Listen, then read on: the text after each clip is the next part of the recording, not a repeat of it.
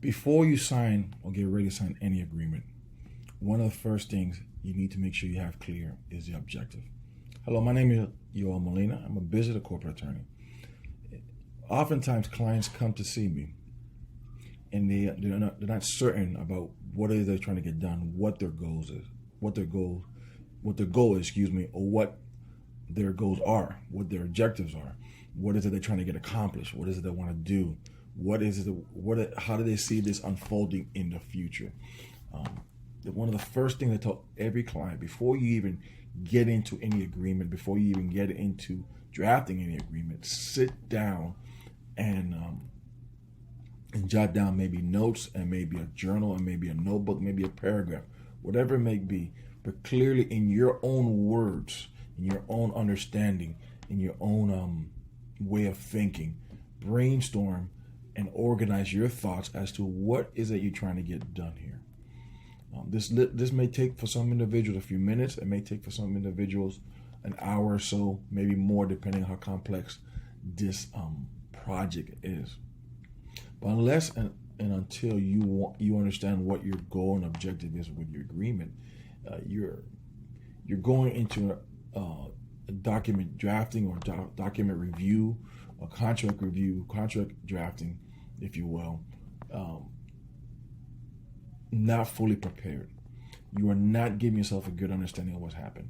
Is your goal to maintain a long-term relationship, a short-term relationship? Is your agreement is this a stepping stone to a larger agreement? Depending who you're contracting with, how you see this individual, how you see this relationship, your agreement can be drafted in many different ways and many different forms. An agreement with somebody that you may never see again or have no intention or need to see again, it's going to be different from someone that you're hoping to build a lifelong relationship with. An agreement that you want it to be a stepping stone or a model agreement for other similar relationship with someone else is going to be different from an agreement that you craft with somebody that is long term, but really is just one of many relationships that you have, and whether or not you sign that agreement with them is really not going to impact any other agreement you have.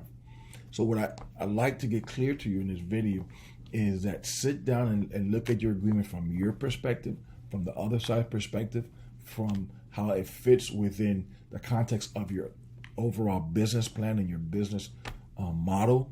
Understand how you go through your head and think out and plot out the scenarios as such as any guarantees, any warranties. Plot out and explain to yourself in your own words how you want to get paid, what type of payment terms you like to give. Do you anticipate this person being a problem payer, or a person who may be difficult to comply with you and your programs and what you're offering and how you do business? You may want to have clauses that address these behaviors that you anticipate. You may want to have clauses in there that incentivize certain behaviors.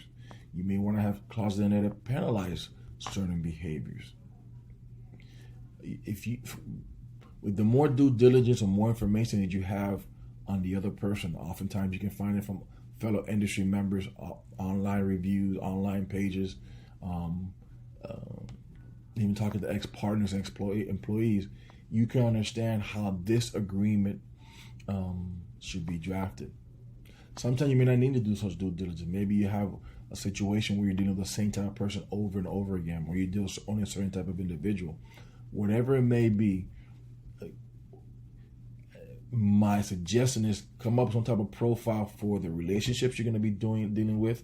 If there's multiple type of relationships, multiple profile. If a certain type of client you're going to be dealing with, and a certain type of clients have multiple profiles, and based on how you anticipate that relationship happening, and how you assess the value of that relationship, that's going to be a way to assist you in drafting an agreement. Everything from, like I said earlier, payment structure, penalties, incentives, record keeping, termination clauses, anything that you can think of that's appropriate to include in that agreement. But don't just start drafting an agreement something that you just grabbed online without consulting anyone that you just got from a buddy of yours. You have no idea the profile of the individuals, of the parties involved in that agreement are the same as yours. You can speak to yourself most likely, maybe edit it and see if it makes sense to you, but it may not have some of the things that need to address the anticipated behavior and development of the relationship we have with the person on the other side. So I hope this helps. Make sure that you review this, take some notes, and see you at the next course. Thank you.